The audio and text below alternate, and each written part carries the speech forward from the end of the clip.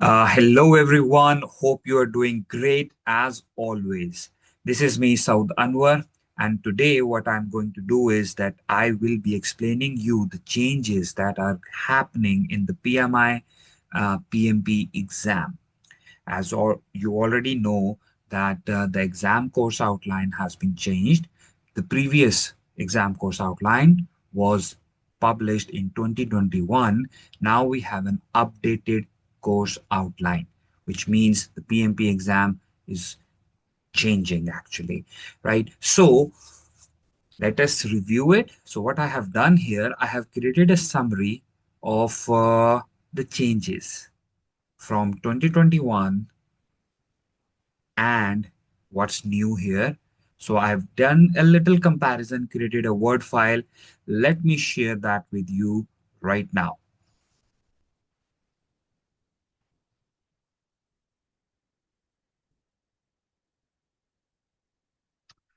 Now, as you see, it is a detailed comparison from the exam course outline 2026 and 2021. Let us go step by step. Now, let me first talk about the overall structure. The overall structure, the exam course from this 2026 is more detailed. Okay, it is expanded. The tasks are expanded, and it includes the introduction of AI, sustainability, and some new trends as a part of project management responsibilities. And if I may add here, the very first thing is the uh, social responsibility for a project manager. More of this will be covered later on in some other videos.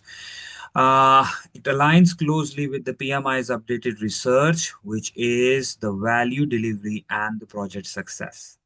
Right? If you have gone through that, that's a good sign. If you haven't gone through it, please, I will recommend to watch that part.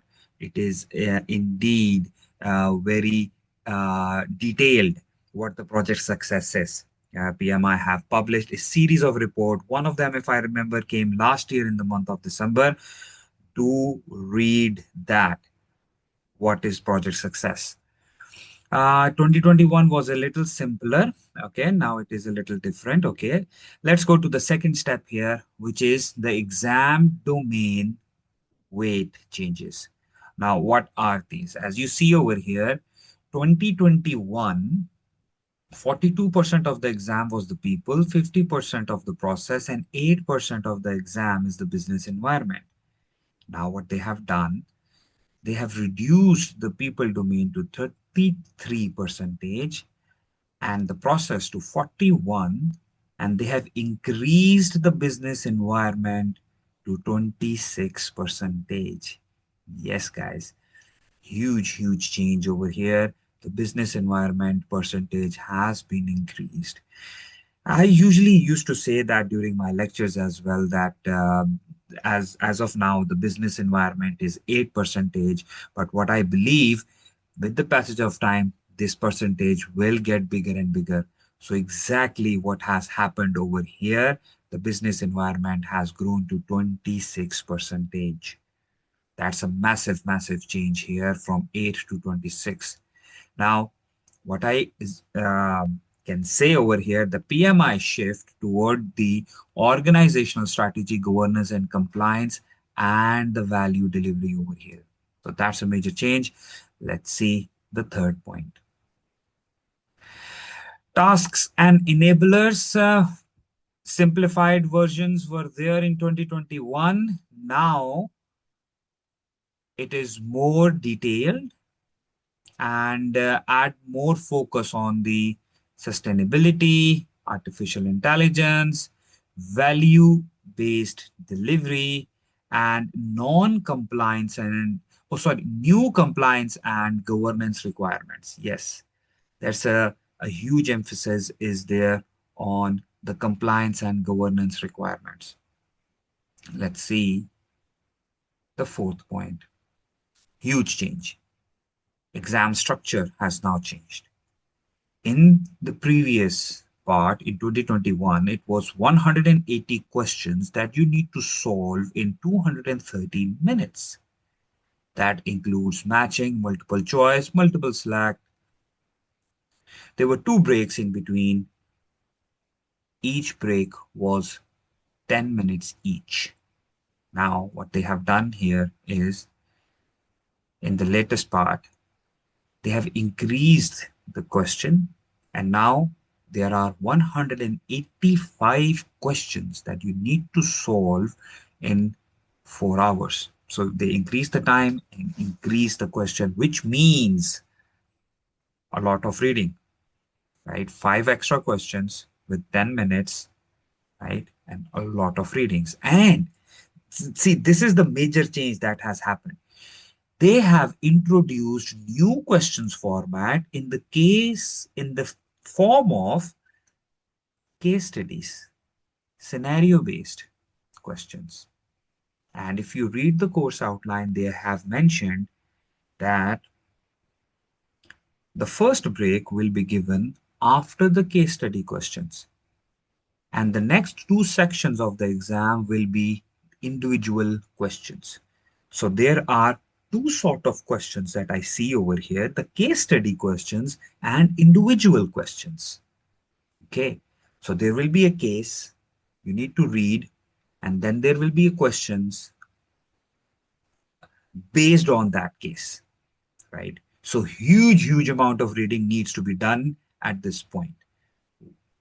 Then there will be graphic based questions. So there will be a graph like this, the burn down, simple burn down.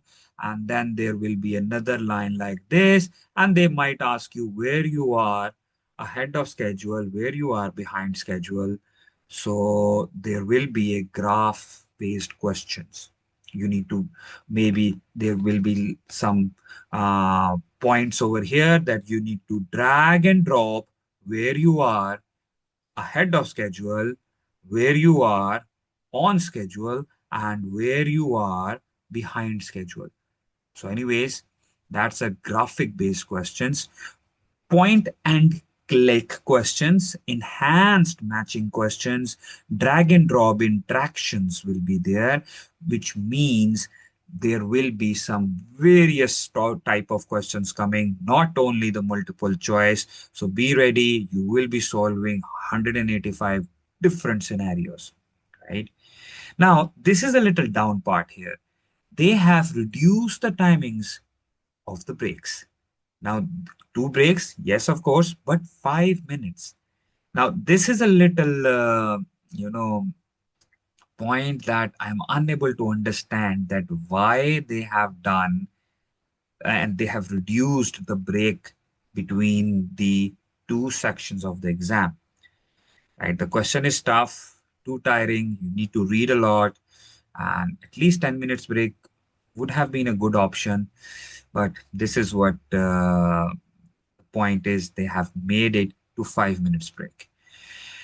Exam 2026 is longer and includes more interactive, practical, and scenario heavy questions, right? So it will be a tougher question. They are also writing that on their website. Go to the website and see. Strengthening. They use the word strengthening the PMP gold standard certification, right? So they need to make it more and more stronger, means harder to get. Let's see the next one. Eligibility criteria. Yes, a lot of things have been changed. In 2021, it does not include qualification listing, right? And now it has there. Now it is there, educational framework, so you can, transfer the credit hours or something. So that's a good sign. CAPM holders in the previous edition used to get full waiver. Now it's not like this, right? Once you have the CAPM certificate, if you go for the PMP, you don't need to go for any training, directly go and do the exam after completing the 3 years of professional experience. Of course, now what they have done, The CAPM holders can get 23 credit hours for their certificate, plus they need 12 additional commercial training hours as per the exam course outline. So if you have CAPM, you cannot directly go to the PMP exam. You need to go for 12 hours additional training. Okay. And that training must be aligned with the ECO exam course outline. So that's another change that has happened here. Number six, value delivery and project approach representation. So what has happened over here in the 2021, the exam was 50% predictive and 50% agile or hybrid. Now they are writing it very clearly on the exam course outline that the exam is 40% predictive and 60% adaptive, agile, and hybrid, which is, of course, quite understandable, reasonable. And even if you have done the exam before, you might have observed that exam is more agile, right? Even if they say it was 50-50 in 2021, I used to tell my students it is 70-30 already. So now if they are saying on their website, on their course outline that it is 60-40, okay, 60 agile hybrid and 40 predictive, now it means that exam will be majority hybrid. Okay, this is what my understanding is. Agile will be all hybrid. Oh, sorry, exam will be all hybrid. And yes, the next part, of course, the seventh point, governance, compliance, and organizational focus. Previously, it was not in depth. Now, there is a huge and stronger focus on the governance structures, compliance management, organizational change impact, external business environment monitoring, risk escalation and governance threshold, sustainability and regulatory issues. A lot of emphasis is there on these things. So here we are with the seven key differences that you need to know while you are preparing yourself for the exam. Make sure you know them, and if you are planning for the exam and you are thinking about going for the PMP and getting PMP certified, uh, my personal preference is to do that before the exam changes, because as very clear, the exam will be a little tougher, a little difficult. Okay. But if you like challenges, so what you can do is they are writing that on their website as well.